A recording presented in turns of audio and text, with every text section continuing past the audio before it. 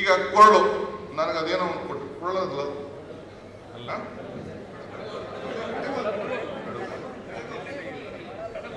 ಕಡಿಯೋದು ಬೆಣ್ಣೆ ಸಾರಿ ನಾನು ಕೃಷ್ಣನ್ ಕೊರಳೆ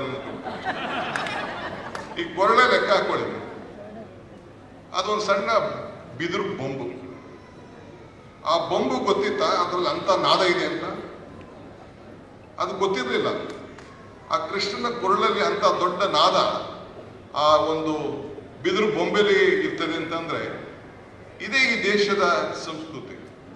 ನಾವು ಓದೋದ ಸಂದರ್ಭದಲ್ಲಿ ಕೆಲವರು ಈ ಟಮಟೆ ಹಿಡಿದ್ರೆ, ಈಗ ನಾಲೆಲ್ಲ ಬರ್ಬೇಕಾದ್ರೆ ಚಂಡಿ ಹೊಡಿತಾ ಇದ್ರು. ನಮ್ಮ ಯಾವ್ದೋ ಇಲ್ಲೆಲ್ಲ ಬರ್ಬೇಕಾದ್ರೆ ನಿಂತಿದ್ರು ಚಂಡಿ. ಆ ಚಂಡಿ ಚರ್ಮ ಕುರಿ ಕಟ್ ಮಾಡ್ತಾರೆ, ತಿಂತಾರೆ. ಆ ಚರ್ಮದಲ್ಲಿ ಆ ಚಂಡಿದು ಇದನ್ನ ಮಾಡ್ತಾರೆ. ಆ ಕುರಿಗೂ ಗೊತ್ತಿಲ್ಲ, ಮೇಕೆಗೂ ಗೊತ್ತಿಲ್ಲ ನನ್ನ ಚಂಡಿ ಇದರಲ್ಲಿ ಇಷ್ಟಂತ ಸೌಂಡ್ ಬರ್ತದೆ ಅಂತ. ಇದು ಈ ದೇಶದಲ್ಲಿ ಇರುವಂತ ಒಂದು ದೊಡ್ಡ ವಿಸ್ಮಯ. ಇದು ಪ್ರಕೃತಿಯ ನಿಯಮ. ನಾವ್ಯಾರು ಕೂಡ ಇದನ್ನು ನಾವು ನಿಲ್ಲಿಸಲಿಕ್ಕೆ ಸಾಧ್ಯ ಇಲ್ಲ. ಹಂಗೆ ಚರ್ಮದಲ್ಲೂ ಆ ಶಬ್ದ ಬರ್ತಾ ಇದೆ. ಆ ಕೃಷ್ಣನ ಕೊರಳೆಲ್ಲ ಬಿದಿರಿನಲ್ಲೂ ಕೂಡ ಇಂಥ ಶಬ್ದ ನಾದ. ಆ ನಾದದಿಂದ ನಮ್ದು ಒಂದು ಮನಸ್ಸಿಗೆ ಬಹಳ ದೊಡ್ಡ ನೆಮ್ಮದಿ ತರುವಂತ ಕೆಲಸ ಇವತ್ತು ನಾವು ನೋಡ್ಕೊಂಡು ಬರ್ತಾ ಇದ್ದೇವೆ. ಹಂಗೆ ಇವತ್ತು ನಾವೆಲ್ಲ ಒಬ್ಬ ವ್ಯಕ್ತಿ ನಾವು ಯಶಸ್ಸನ್ನ ಕಾಣಬೇಕಾದ್ರೆ ಇವತ್ತು ಅನೇಕ ವಿಚಾರಗಳನ್ನು ನಾವೆಲ್ಲ ಹಂಚ್ಕೊಂಡು ಬರ್ತಾ ಇದ್ದೇವೆ. ಒಬ್ಬ ವ್ಯಕ್ತಿ ಒಂದು ನಿಷ್ಠವಾದಂತ ಹಂತಕ್ಕೆ ತಲುಪಬೇಕಾದ್ರೆ ಆತ ಪ್ರತಿ ಸಂದರ್ಭದಲ್ಲೂ ಕೂಡ ತಂದೆ ಆದಂತ ಒಂದು ಮಾರ್ಗದರ್ಶನವನ್ನ ಮಾಡ್ಕೊಂಡು ಬರ್ತೇವೆ. ಇವತ್ತು ನಾವು ದೇವಸ್ಥಾನಕ್ಕೆ ನಾವು ಬರ್ತೇವೆ, ಪ್ರಾರ್ಥನೆ ಮಾಡಲಿಕ್ಕೆ ಬರ್ತೇವೆ. ನಾನು ಹಿಂದೆ ಎಲ್ಲೋ ಒಂದ್ ಕಡೆ ಮಾತಾಡ್ತಾ ಇದ್ದ ಚರ್ಚೆ ಬಂತು, ಪ್ರಯತ್ನ ವಿಫಲ ಆಗೋದು ಪ್ರಾರ್ಥನೆ ವಿಫಲ ಆಗಲಿಕ್ಕೆ ಸಾಧ್ಯ ಇಲ್ಲ ಅಂತ. ನಾವೇನೇ ಪ್ರಯತ್ನ ಕೆಲವು ಸಂದರ್ಭ ಫೇಲ್ ಆಗ್ಬೋದು. ನಾವು ಭಗವಂತನ ಮುಂದೆ ನಾವು ನಿಂತ್ಕೊಂಡು ನಾವು ಪ್ರಾರ್ಥನೆ ಮಾಡಿದಾಗ ನಮ್ಗೆ ವಿಫಲ ಆಗ್ಲಿಕ್ಕೆ ಸಾಧ್ಯ ಇಲ್ಲ ಅಂತೀವಿ. ಹಂಗೆ ಇವತ್ತು ನಾವು ನಮ್ಮಲ್ಲಿ ನಾವೇ ಅನೇಕ ಭಗವಂತನಲ್ಲಿ ನಾವು ಪ್ರಾರ್ಥನೆಯನ್ನ ಮಾಡಿಕೊಂಡು ಆ ದೇವರಲ್ಲಿ ನಮ್ಮ ಕಷ್ಟ ಸುಖಗಳನ್ನ ಕೇಳ್ಕೊಂಡು ಇವತ್ತು ನಾವೆಲ್ಲ ಕೂಡ ಯಶಸ್ಸನ್ನು ಮಾಡಲಿಕ್ಕೆ ನಾವು ಪ್ರಯತ್ನವನ್ನ ನಾವು ಮಾಡ್ತಾ ಇದ್ದೇವೆ. ಇವತ್ತು ಹೋರಾಟವನ್ನ ಗೆಲುವಿಗೋಸ್ಕರ ನಾವೆಲ್ಲ ಮಾಡ್ಕೊಂಡು ಬರ್ತಾ ಇದ್ದೇವೆ. ಸೋಲನ್ನ ಮರಿಲೇಬೇಕಾಗ್ತದೆ. ಮನುಷ್ಯನಿಗೆ ಸೋಲು ಗೆಲುವು ಬದುಕಿನಲ್ಲಿ ಯಾವುದು ಕೂಡ ಶಾಶ್ವತ ಇಲ್ಲ. ಗೆದ್ದವರು ಇದ್ದಾರೆ, ಸೋತವರು ಕೊನೆಗೆ ಮನುಷ್ಯ ಇರ್ತಾರೆ. ಕೊನೆಗೆ ಎಲ್ಲರೂ ಒಂದ್ ಕಡೆ ನಿಮ್ಗೊಂದು ಅವಕಾಶ ಇರ್ತದೆ.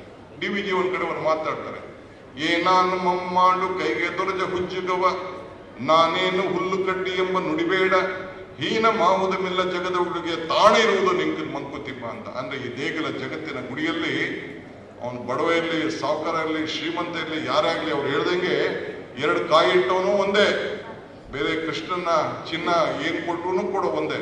ಕೊನೆಗೆ ಎಲ್ಲರಿಗೂ ಒಂದು, ಈಗ ಇರುವೆ ನಾವು ಮಾತಾಡ್ತೀವಿ, ಇರುವೆ ಕೂಡ ಏನಾದ್ರು ಒಂದು ಸಾಧನೆ ಮಾಡೋಂಥ ಶಕ್ತಿ ಇರ್ತದೆ.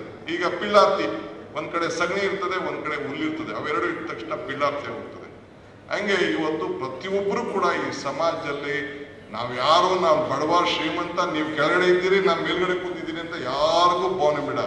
ಎಲ್ಲರೂ ಕೂಡ ಈ ಪ್ರಪಂಚದಲ್ಲಿ ಜನ್ಮವನ್ನ ತಾಳದ ಮೇಲೆ ಎಲ್ಲರೂ ಕೂಡ ಒಂದಲ್ಲ ಒಂದು ಅವಕಾಶ ಇದ್ದೇ ಇದೆ ಅನ್ನೋ ಮಾತನ್ನ ಈ ಸಂದರ್ಭದಲ್ಲಿ ಹೇಳಲಿಕ್ಕೆ ನಾನು ಬಯಸ್ತಾ ಇದ್ದೇನೆ. ಆ ನಿಟ್ಟಿನಲ್ಲಿ ನಾವೆಲ್ಲ ಕೂಡ ಕೆಲಸವನ್ನ ನಾವು ಮಾಡೋಣ. ಸೊ ಕಾಯುವ ದೈವ ನಮ್ಮನ್ನೆಲ್ಲ ಕೂಡ ಈ ಸಂದರ್ಭದಲ್ಲಿ ಕಾಪಾಡ್ತಾನೆ. ಪ್ರತಿಕಾರಕ್ಕೆ ಇವತ್ತು ನಾವೆಲ್ಲ ಕೂಡ ನಮ್ಮಲ್ಲಿ ಅನೇಕ ಸಮಸ್ಯೆಗಳನ್ನ ಎದುರಿಸಬೇಕಾಗ್ತದೆ. ಆ ನಿಟ್ಟಿನಲ್ಲಿ ನಾವೆಲ್ಲ ಸೇರಿ ಕೆಲಸವನ್ನು ಮಾಡ್ಕೊಂಡು ಹೋಗೋಣ. ದಾರಿ ಇದ್ದಲ್ಲಿ ನಾವು ನಡಿಲೇಬೇಕಾಗ್ತದೆ. ದಾರಿ ಇಲ್ಲದಲ್ಲಿ ನಡೆದೇ ಹೋದ್ರೆ ನಮಗೆ ಸಮಸ್ಯೆ ಆಗ್ತದೆ. ದಾರಿಯನ್ನು ನಾವು ಹುಡ್ಕೊಂಡೇ ಹೋಗ್ಬೇಕಾಗ್ತದೆ.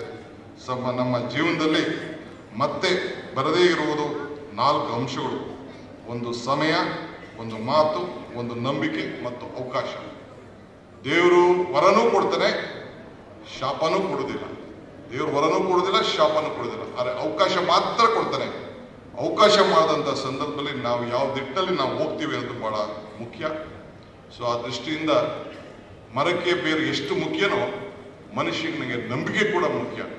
ಹಂಗೆ ನಮ್ಮ ನಂಬಿಕೆ ಇವತ್ತು ನಾವೆಲ್ಲ ಇಟ್ಕೊಂಡು ಇವತ್ತು ಶ್ರೀಗಳೆಲ್ಲ ಏನವರ ಇವತ್ತು ನಾವು ಮಾಧ್ವಾಚಾರ ವಿಚಾರ ನಾವು ಯಾಕೆ ಇಷ್ಟು ಚಿಂತನೆ ಮಾಡ್ತಾ ಇದ್ದೀವಿ, ಅವ್ರ ಹೆಸರಿನಲ್ಲಿ ಯಾಕೆ ಇವತ್ತು ಅಂಚೆ ಚೀಟಿ ಬಂದಿದೆ ಅಂತಂದ್ರೆ ಅವರ ಆದರ್ಶಗಳು ಮಾರ್ಗದರ್ಶಕರು.